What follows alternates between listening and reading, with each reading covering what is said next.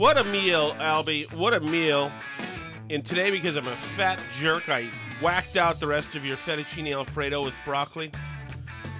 We went to Ralphie's yesterday in Salem, New Hampshire, which, by the way, Alice, we need to have them do an advert. Maybe we should make them, what did you call it? A spec spot. We'll make them a spec spot. I learned all my radio lingo from you. That's right. That's right. I became master of the spec spot at the Boston Herald. The more desperate I became. And so, that's right. A spec spot is just a fake spot. But so here's the thing.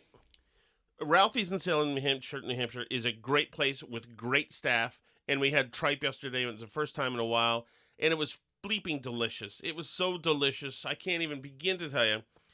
Tripe is so good. I feel so bad for people who don't I've never tried it, I don't think. Have you not? I don't think so. It's not for you.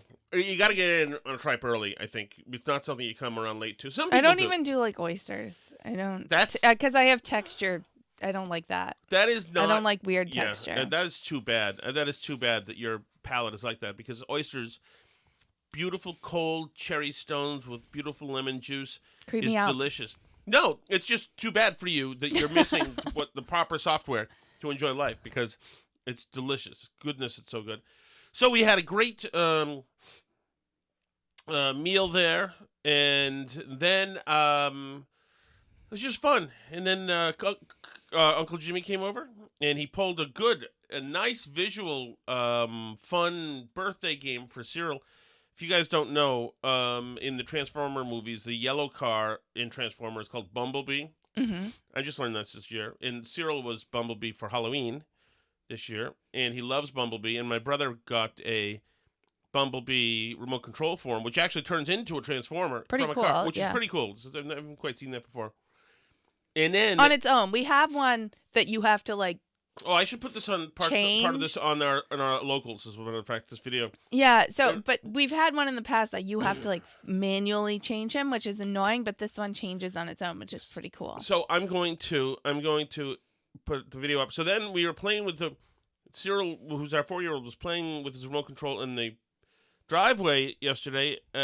Uncle Jimmy told him to go out and do that, and then Uncle Jimmy ran around the corner and then pulled in with a Camaro, like the Bumblebee Camaro. Right, a yellow and then Camaro. Cyril got to drive in it to Ralphie's, which was great. What a great day! What a nice what's that called? A trick of art, piece of eye, trick of eye, pull of nose, Trompe sleight of hand. Okay. Nice sleight of hand by Uncle Jimmy. Yes, very clever. It was very cool. He found a place to rent one. It was very rent the Camaro, the yellow. Oh yeah, Camaro. that's right. He used the thing Toro. Toro, yeah, it's like Airbnb. He said for that kind of stuff. Oh, so anyway, I miss So you had a nice day yesterday. I had a nice day today. It was Palm Sunday. Happy Easter, by the way, those of you who are Westerners, including my husband. Thank you. Oh, we're having Charlemagne's. What are these called? Mimosas. Yes. Are you totally missing words today? Do you have any words? I don't. I had I think I stroked out during my sleep last night. Okay. Again, last night was just turned into too late a night, and it was just I'm not up usually clockwise up that late, so I'm just damaged goods. Then I don't think I think my whatever. Who cares? Who cares? I'm a fat idiot is what the problem is, and so I have whatever's coming to me. Okay, but my health kicked this week. I already feel bad. I feel bad for the crushing of abs I'm going to do, including tomorrow during the day. Let's get to the news, shall we, Alice? Let's go. All right, so for the Sunday shows today, the Ashish Jha era is with us now, and he is the new he's the new COVID lead, the new COVID task force lead at the White House. So he was everywhere today, and we talked about him last year because he had a particularly jerky Twitter thread when somebody dared to not wear a mask on a flight. He's an a-hole, really, is what he is. I cleaned the slate for him today. I thought, okay, I'm going to listen to what this guy has to say and make a determination on how I feel. Because the biggest problem with these people has been their communication.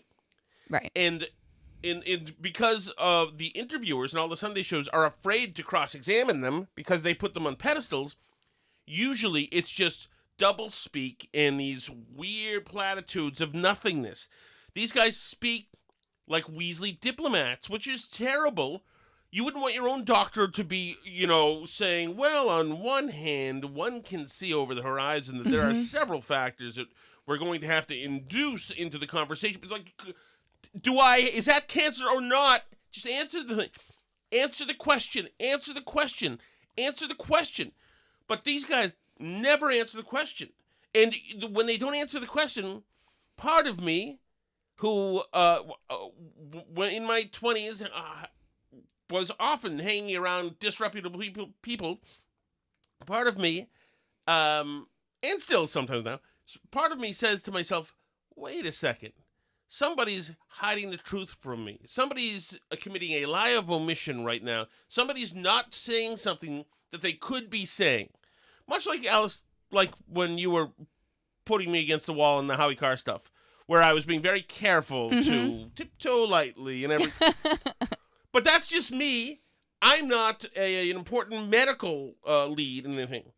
So here we go. So this is called getting Ashish to simply answer the question. First, he was on with Chuck Todd. I'm sorry I'm sniffling into the thing again. I'm sorry, it's not too. as bad. First, this is Chuck Todd. Asks Ashish Jha.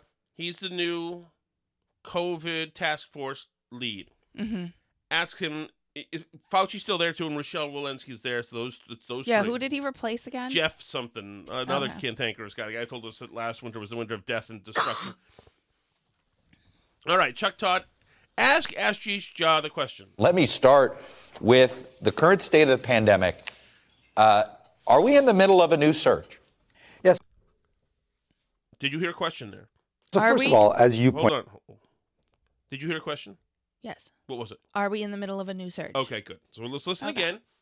So that, to me, certainly is most likely a yes-no question, but it can be yes or no with some elaboration. Let me start with the current state of the pandemic. Are we in the middle of a new surge? Yeah, so first of all, as you pointed out, Chuck, really important to take that bigger picture perspective. We are in a... Where did we go? What just happened? Why does he immediately start dancing here? He just asked you, surge, you should know what that means, right, Ashish? Right. Just address the specific question as if you're a professional and expert in the field who's going to disseminate information to the people. So if you ask me this question, as a person who's not an expert in the field by any means, but who reads a lot of news, and who looks at like the actual dashboards and data day by day, I would say that we are at the start of a new surge in cases. Not in the middle of a surge. Back in January, we were in the middle of the Omicron surge. Now we are at the beginning of a new uptick. It remains to be seen how big it is and if those cases continue to translate into hospitalizations and deaths.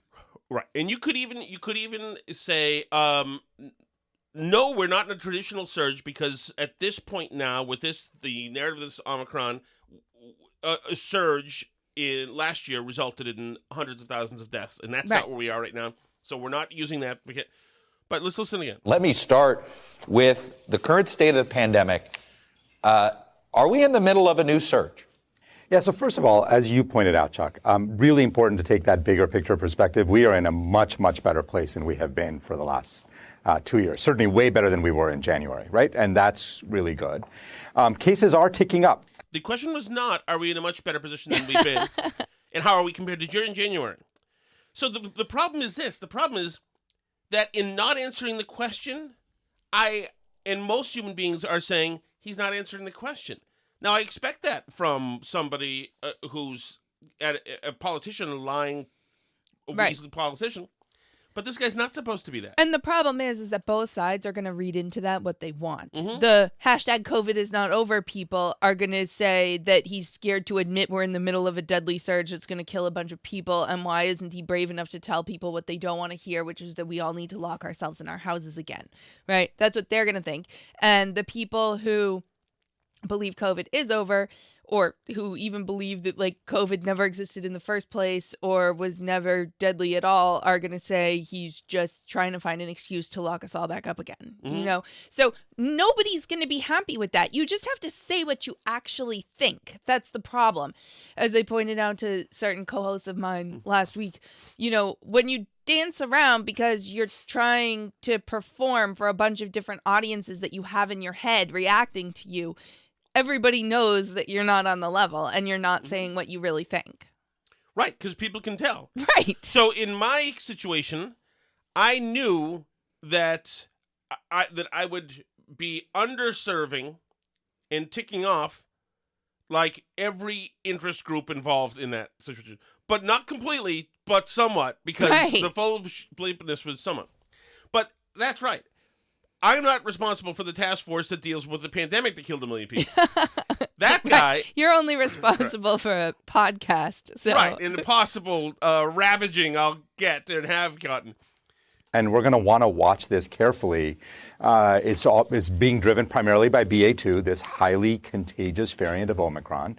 So far, as you said, hospitalizations are largely flat, maybe inching up a little in a few places. We're going to have to pay very close attention to this and see where this goes. And also, the real problem is his fear of what we'll do with the information is his number one priority. Right. Is top of mind for him.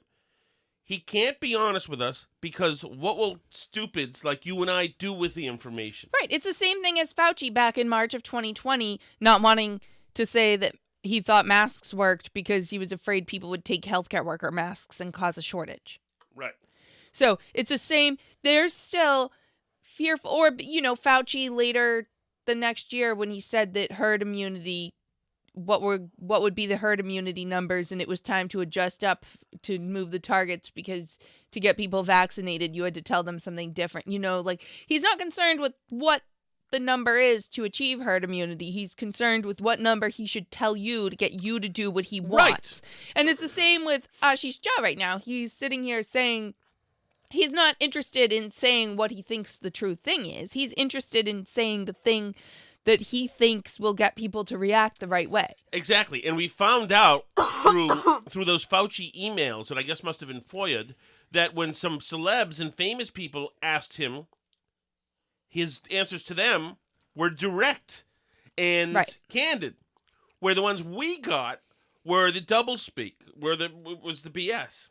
And so so it just shows you that, there is a truth being spoken. It's just not being spoken to us, because they don't think we know how to handle the situation. So I saw him also on Fox with Mike Emanuel, and what you just heard was the first question from Chuck Todd. Here's the first question from Mike Emanuel. How concerned should the average American feel? Yeah, Mike, it's a really good question. If you look across the country, infection numbers are still low by historical averages, and hospitalizations, as you said, are at the lowest level of the pandemic. What was the question? How worried should people be? How concerned should the average person feel? Mm-hmm. So he could address that. Emmanuel had started by saying, okay, so the cases are up here, but the hospitalizations aren't yet. How concerned should the average person feel? Well, Mike, the average level of concern for the average person should be pretty low, should be moderate, should be concerned but vigilant, should be... No. Those are answers to that question. Right, correct. To that question, if we're playing. How concerned should the average American feel? Yeah, Mike, it's a really good question. If you look across the country, infection numbers are still low by historical averages, and hospitalizations, as you said, are at the lowest level of the pandemic. So that's the good news. BA2 is causing an increase in cases. We're going to want to watch that carefully, see if it translates into severe disease. At this point, it's much more about paying close attention, seeing what happens, and that's what we're doing right now. Oh, okay. Well, that's how concerned. It's remarkable. These people... Yeah, he didn't ask what you're doing. He asked what the average person should be feeling right now. And he just... So Jacques comes back with just busy work. Well, this. We're looking across the country. Cases haven't gone through the roof. So, yeah. But it's... What I don't get is... Or is this the design to have them come out and say nothing? Because you'd think that they're pushing the lead of the coronavirus task force out there on a Sunday show to communicate information to people. Well, So here's part of what I think is happening is the Biden administration continues to have polls come out that look worse and worse for them. And the one thing where they've held any kind of pluses in the polls where you can, tease out any kind of positive signals is there are still a fair number of people.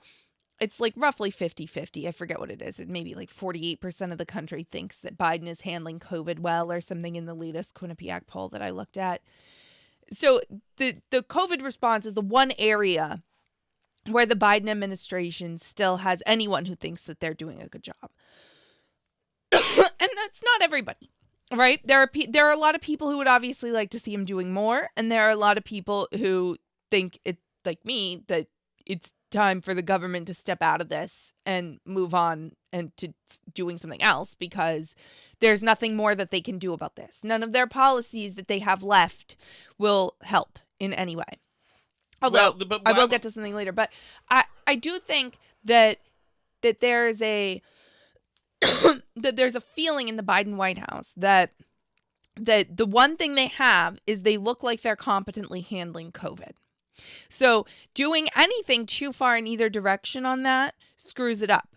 Going too far to the, we're surging, everybody panic, you have to do this, everybody needs to mask, time to lock back down, close the school. Then it looks like they've lost control of COVID, which is bad. So they have to be able to continue the message that they have COVID under control and they're winning the war on COVID. They also have to make sure that they're keeping the message out there that COVID is a real thing that we have to worry about, because if COVID goes completely away, then it's no longer an issue that's in the news. That's the one thing left that they're handling well, even to anybody. Right? So they're walking a fine line where they need to keep saying that COVID is something we need to keep doing something about and is newsworthy. And that's why we're sending you this COVID person, but we're winning and we're beating it and we're doing everything right. And it's not out of control and you don't have to worry. So I feel like they're trying to walk this public opinion line where they can continue to chalk up COVID as a win for them.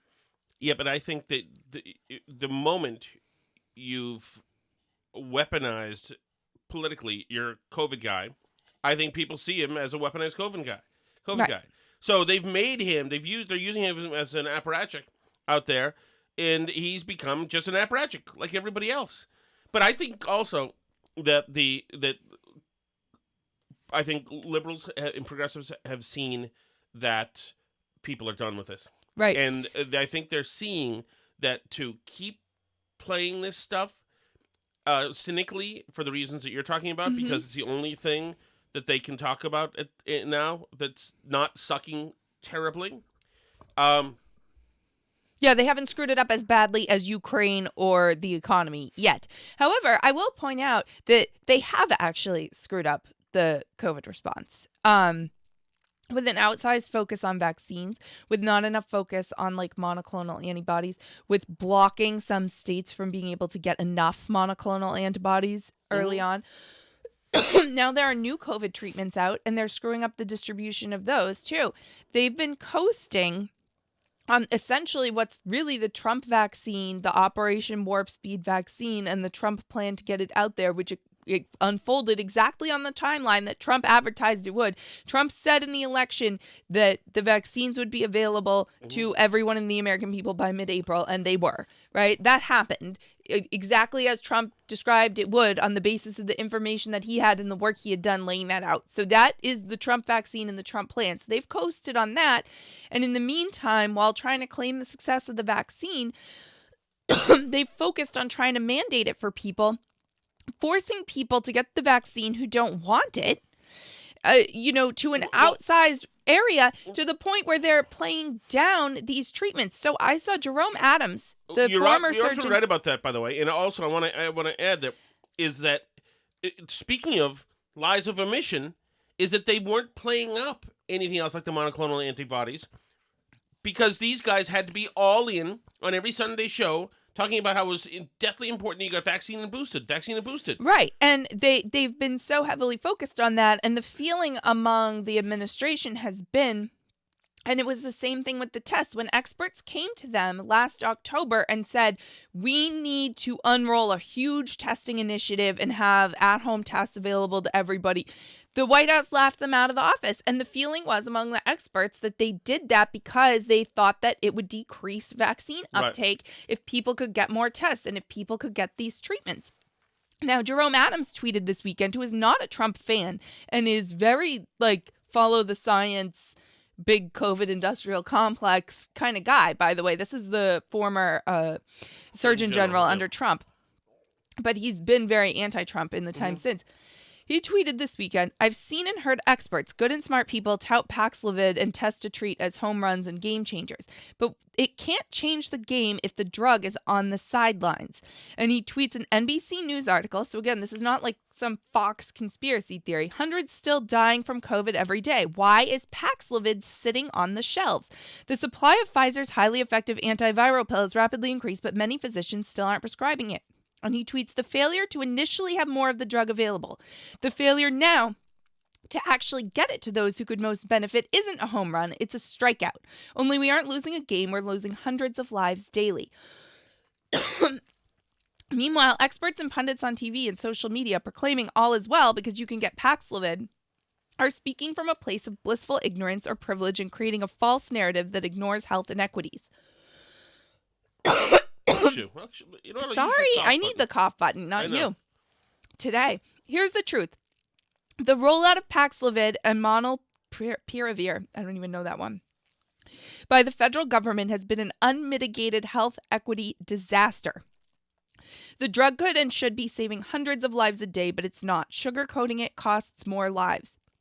Constructive criticism, there needs to be a massive physician education campaign by the CDC, FDA, NIH, and a patient education campaign by the White House and CMS bonus payments to hospitals and providers for prescribing and ensuring early treatment. He is all over it. And it's interesting because the White House continues to advertise about vaccines and trying to get kids on vaccines who are at virtually zero risk for COVID. And we know that the vaccines have been the least effective for the people that most need them, the most vulnerable and at risk, and cancer patients and stuff. These are the people that need to have these extra treatments available to them. And the White House isn't focused on this at all. And it's incredible that they're touting their success in COVID when literally the only thing that they've done well was on Trump's coattails, and everything that they've been in charge of since that could have mitigated any of the effects of the pandemic has been a complete disaster. This is Jerome Adams and NBC calling this a disaster. Not me, not Tucker Carlson, not Fox News. And they're saying it's an equity disaster, that this isn't getting to the people that it needs that are at risk from dying of this thing still. That's huge. what's incredible. Yeah, that is huge. And a year ago we were talking about this, saying it's a miracle drug essentially that's come around. And it's interesting, you never do hear about it now. Yeah, they're sticking to vaccines. The administration put everything else aside. They also announced a couple of weeks ago the White House is ending free COVID-19 testing and treatment for uninsured Americans. So it's like, what exactly are you doing now? Like, in what capacity can they possibly claim any COVID success? Because you're still making people wear masks on airplanes where nobody catches COVID anyway? That's what you're in charge of? Chuck Todd actually is where he's hovering around these questions. He asks Ja about, in a badly formed question, a very Tom Shattuck presentation of a question, he asks about going to the well too many times with the restrictions. Are you concerned, though, if you do something like this based on a case count, not on hospitalizations, that it's sort of as I believe one of the doctors that the Washington Post regularly has a columnist for, Dr. Wen, I think she said, you risk a crying wolf situation. Yeah, look, how you communicate these kinds of decisions to your community is an enormous challenge that all local and federal leaders face, right? That is always important. And the question is, are the leaders in Philadelphia and other cities making decisions based on what they think is the best interest of people there? I think they are. I think in general, that's what most of our political leaders are doing. They're trying to get this right. And they've got to figure out how to communicate that in a way that people understand. When cases are going up, they're going to look at their own local communities, figure out where is it spreading, and make those decisions. And I don't think it's important. I don't think it's useful for those of us sitting in Washington to second guess those decisions. Yeah, but it's useful if the decision should be second-guessed. If there's other health fallout for those decisions, mandates, kids with masks and this and that, it is useful. So for him to say that, I don't think it's useful wait a second, you're the COVID task force. It's led by the guy who works for the Dr. Fauci, the most brilliant man in the history of all medicine, Rochelle Walensky, who runs the CDC, and now this guy. Yeah. So you guys have to give the nod to every decision made in every state by a politician in an election year, no matter how insane those decisions are? I don't think it's useful. Well, then what the hell good are you, you freaking hack? You bureaucratic freaking limp layabout? Really? It's ridiculous. So he's also asked about travel restrictions. Well, speaking of a Washington decision, the federal transportation mask mandate is something that's a Washington decision, whether on airplanes or on other federally funded public transportation. What metric are you looking at for this decision on May 3rd? Yeah, so first and foremost, this is a CDC decision, right? And the CDC scientists, what they laid out was they said, look, we need 15 more days. And the reason we need 15 more days, I'm going to defer to the CDC. I'm going to defer to the state. I'm going to defer to local health. I'm going to defer to well, then what is anybody anywhere doing? Is there a leader? Well, the thing is, of course, that this guy shouldn't be the leader. There is a calcified man in the White House who should be the leader, who should be saying, that's all over. That's all over. Well, we found that the mask mandate on planes, that it's inconclusive, and Biden should be saying, it's over. That's it. Well, right. And here's part of the problem, too, of having all these layers of different government that's in charge of so much stuff and have these like bloated mandates, is that all these officials try and pass the buck off to each other constantly, right? This happened in the Massachusetts public schools because when Baker's like school mask mandate ended, they claimed that the students still had to wear the masks on buses because the school buses count as public transportation under some CDC guidance that public transportation needs masks. So the students still had to wear the masks on buses for a while after it ended for the school itself, which was under the Department of Elementary and Secondary Education, which the school boards wanted to pass the buck to because they didn't want to have to make the decision. So they're all, and it's like all these competing different levels of government are all layering on top of each other, and it leads to such confusion over what the rules even actually are that like most people can't parse it out, and the local officials that actually end up controlling your life just go like, oh well, we just have to ban it's above me, I can't do anything about it, even when they're wrong. Right. Which is why you had the health director of Philadelphia making the dictate last week that the masks were back. Right. It starts Monday. Right. There is a mayor in Philadelphia, but no, that was not. Right. There's a board of health in Philadelphia, too. I mean, and there's a mayor and there's school boards. And yes, but you would think the elected leader, but he wants to be, or she wants to be nowhere near anything. Oh, right. No, I defer to the experts. is that cases are rising. We want to see, is this going to translate into more severe disease, more hospitalizations, more deaths? That's why they asked. I think in 15 days, we'll have a lot more information. And then they are going to make a decision. They're going to make a recommendation based on their assessment of the science. It's been more than 700 days of this stuff, but we haven't had 15 days to do this particular kind of machination with the non-fatal strain of the non-fatal strain.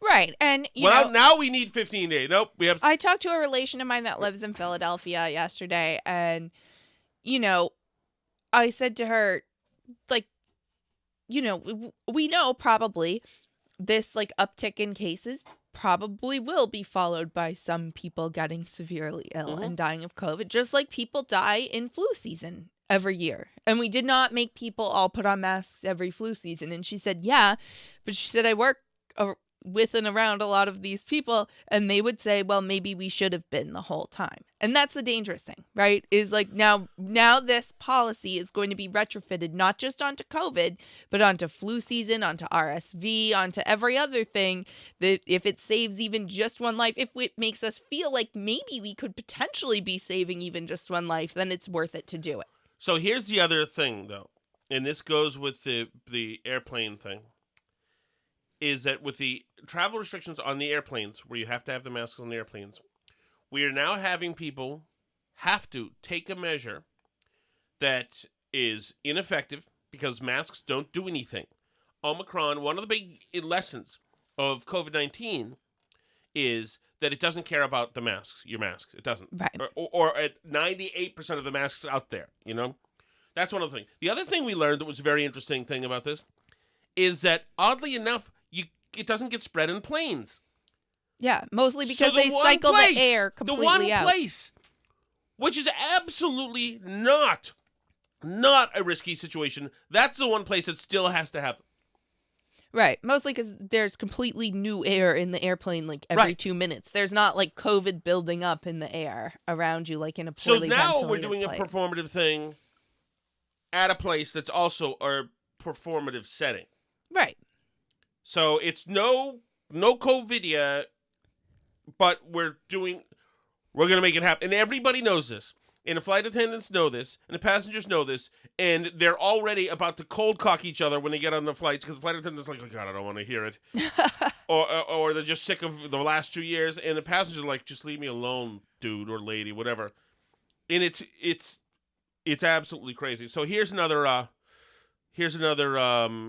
Chuck Todd asked him about the mandates, which he was a big pro guy. You were an advocate of a vaccine mandate when you were on the other side of this in your private capacity here. Is that something that can be implemented, a vaccine mandate for air travel? That's a really good question. I mean, I think, when I have always believed, and certainly the early days of the pandemic, once vaccines became available, I thought it was very important to get as many Americans vaccinated as quickly as possible. And mandates worked.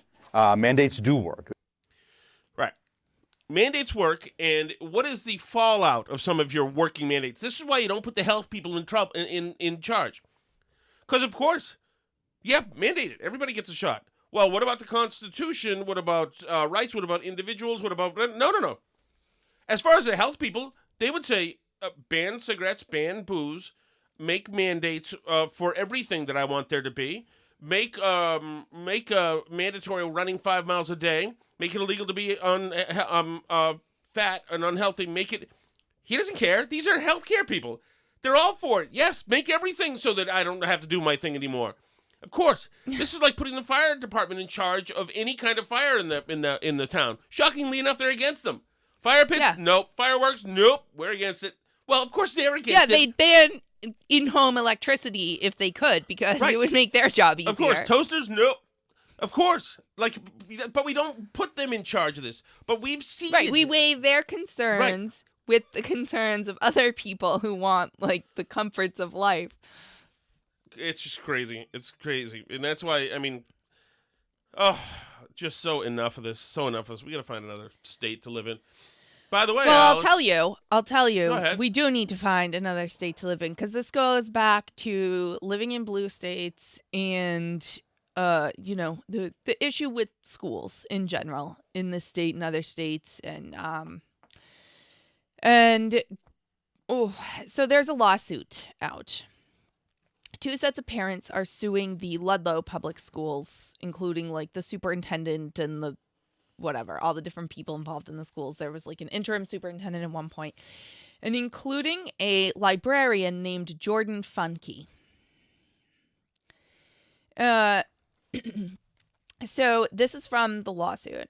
On or about September 2019, defendant Jordan Funke. Now, Jordan Funke is a non-binary librarian at Ludlow Middle School. Defendant Jordan Funke instructed incoming 6th grade students at Bard Middle School to create videos and include in the videos their gender identity and preferred pronouns. Plaintiffs Foot and Silvestri's 11-year-old daughter, BF, who's not being identified because she was a minor at the time, or she still is a minor. This was 2019. 11-year-old daughter, BF, was among the students given that assignment. Videos of their children were created without the parents' knowledge or consent, and it remains unknown how those videos were used or who was allowed to view them. Plaintiffs are informed and believe and base thereon allege defendant Funke had previously given the assignment to incoming 6th graders, including their son, GF, who was older, but since parents were not notified about the assignment, there was no way for plaintiffs or other parents to know. They learned of the video assignment and of their daughter's and son's participation in it only after other parents had learned of the fact that their children had participated. They notified the administrators at the Bard Middle School and stated that they objected to defendant Funke's actions. They were told that the assignment would not be repeated without parental notice and consent. Then, on or about December 14th, 2020, BF, so this is later now, an 11-year-old 6th grade student at Bard Middle School asked to meet with her teacher, Bonnie Manchester, virtually after school to discuss some issues. On December 15th, 2020, BF met virtually with Miss Manchester and told her that she was experiencing insecurity, low self-esteem, poor self-image, and a perceived lack of popularity. BF said that she had told a friend that she likes girls and that she had been watching YouTube videos which presented the message that she was born that way. BF told Miss Manchester that she was depressed and needed help, but was not sure how to ask her parents about getting help. Miss Manchester offered to call BF's parents, and BF agreed. BF told Miss Manchester that she was relieved and grateful that Miss Manchester was calling her parents because BF was unsure how to broach the subject. Then, on December 16, 2020, Miss Manchester and other teachers said that they had observed that BF seemed to be depressed and that her parents should be contacted. Miss Manchester agreed to contact them since she had already discussed doing so with BF. On December 17th, she contacted the parents, notified them of her conversation and concerns about her feeling depressed. Miss Manchester also told her mom... Sorry, can you move that picture? Pepper's trying to sit down like that. Mrs. Silvestri, that BF had said she might be attracted to the same sex and was having issues with self-image. Mrs. Silvestri responded she had recently observed something was troubling her daughter and was grateful Miss Manchester had contacted her. Mm-hmm. They agreed to work together to help BF. The parents would schedule therapy for her, and Miss Manchester would work with her on craft activities after school. The parents retained a therapist to work with their daughter soon after that call. On December 21, the mom sent the following email to the teachers. Defendant Monette, these are other school officials, Defendant Gazda, who is the superintendent, and members of the defendant school committee. It has been brought to the attention of both Stephen and myself that some of B's teachers are concerned with her mental health. I appreciate your concern and would like to let you know that her father and I will be getting her the professional help she needs at this time. With that being said, we request that you do not have private conversations with our daughter in regards to this matter. Please allow us to address this as a family and with the proper professionals. They are informed and believe, based thereon, allege that the officials and teachers who received the email disregarded the parents' instructions and that the superintendents failed to direct the Bard Middle School staff should comply with their instructions. So this goes on. They continued to disregard the parents' instructions. They continued to ignore the parents' request that they leave their daughter's mental health care, with which they were pursuing with medical professionals, out of school conversations with their daughter and leave it to the medical professionals that they had hired to handle it. So it goes on and goes back and forth. Then they find out that the teachers and counselors similarly disregarded the parents' intent regarding their son, GF, by engaging in regular conversations with him, who had identified as transgender and requested to be called by a female name, S, in which they affirmed the discordant identity and alternate name. They did not notify the parents of those conversations, but instead concealed the information for them as they did for their daughter, B. Then in February of the following year, the student, the 11-year-old, sent to the teachers and superintendent and the principal of the school, including Miss Manchester, who she had originally talked to. Hello, everyone. If you are reading this, you are either my teacher or guidance counselor. I have an announcement to make, and I trust you guys with this information. I am gender queer. Basically, it means I use any pronouns other than it or its. This also means I have a name change. My new name will be R. Please call me by that name. If you dead name me or use any pronouns I am not comfortable with, I will politely tell you. I am telling you this because I feel like I can trust you. A list of pronouns you can use are she, her, he, him, they, them, fey, fairy, air, thee, ver, ze, them, and ze, zer. I have added a link so you can look up how to say them. Please only use the ones I have listed and not other ones, as I do not like them. Thank you, R. Then another one of the counselors sent a reply all email to the student and the other recipients of the student saying that her parents were not to be notified. R is still in the process of telling his parents and is requesting that school staff refer to him as R and use she, her or as B and use she, her pronouns with her parents and in written emails and letters home. So this is now months after the parents said, please leave this to the medical professionals Right. So they've got with our daughter. Yeah, but they're messing with the daughter and the son. Yeah. Right. They both now have switched genders thanks Right. to gender queer librarian Jordan Funky, and the school is covering it up. But it gets better because Miss Manchester, the original teacher who informed them, sends this email conversation to the parents and lets them know that this is happening and that the school. This whistleblower. And she gets fired. Oh. So So they're tampering with the kids, using the kids as a project for some trans theory project. They're moving them along, shaping them into their identities into fictional ones. And then one of the teachers in the thread whistleblows, sends the stuff to the parents, and the reprisal is she gets fired. Because the parents can't know this information, even though they're freelancing as the healthcare providers of these children, even though the kids have their own healthcare. And these aren't medical professionals. No. This is a library sciences non-binary 25-year-old who now no longer works at the school district and has moved on to ruining children in Burlington, Vermont. So good luck to you, Burlington, Vermont. But they also told BF that she could use any bathroom she felt comfortable with, including the boys' bathroom, girls' bathroom, or one of any of the gender-neutral bathrooms at the school. And I believe this defendant is the middle school principal, possibly, or guidance counselor, offered to show her where the gender-neutral bathrooms were located. The 11-year-old daughter was being told she could use the boys' privacy facilities at school, where she could be exposed to middle school boys in various states of undress and vice versa, without the parents being informed or consenting to this. One of the middle school officials then told BF in an online chat that she was brave and awesome for telling her teachers and guidance counselor that she was gender queer and wanted to be referred to by the name R. And man, I love that whistleblower. I mean, talk about an email that is the entire lawsuit. Yep. So she was placed on administrative leave first for conduct unbecoming a teacher relating to your inappropriate contact with the parents of a student, meaning told the parents what was going on with their own child in school, right? They questioned her about it, and then they eventually did fire her. And then to top it off, they talked about it at the school committee. So you can go ahead, and I couldn't find this online except by the one like big social issues Republican group in Massachusetts, which is, they're sort of far out there, but this was the only place where I could still find this video. It's up on Rumble now because it looks like the school district took it down. Am I saying it right? Nicole? Nickel, yep. Nickel? So first he's Sorry. reading, Sorry, this is the only thing they allow for public comment at their school committee meetings at this point in the pandemic. This is from last May, is you could send them an email and they would read it aloud. So this is this 10th grade student's email that they're reading aloud now. Email states, my name is Alexander Nicole, a sophomore at Ludlow High School. All of you know that I have already written a letter to you regarding the complete unprofessionalism in the district, specifically at Bard Middle School. Not only has this district disrespected a widely admired middle school teacher. Hold on. There's no names, right? There's no name. I proofread it. There was no name in it. Okay, all right. Go ahead. Well, they read Alexander Nicole. Well, you have to do public comment. You have to put your name on what your public comment is. Not only has the district disrespected a widely admired middle school teacher, but it also disregarded parental rights.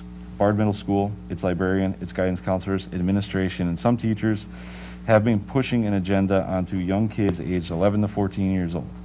This agenda has been trying to convince them to change who they are, change their sexuality and gender, at an age that many kids don't even fully understand either. There have been numerous parents and students like myself who have major concerns with the behavior of the middle school staff, yet this school committee seems to ignore them. You won't hear us or have a conversation with us. You won't open your meetings up to us.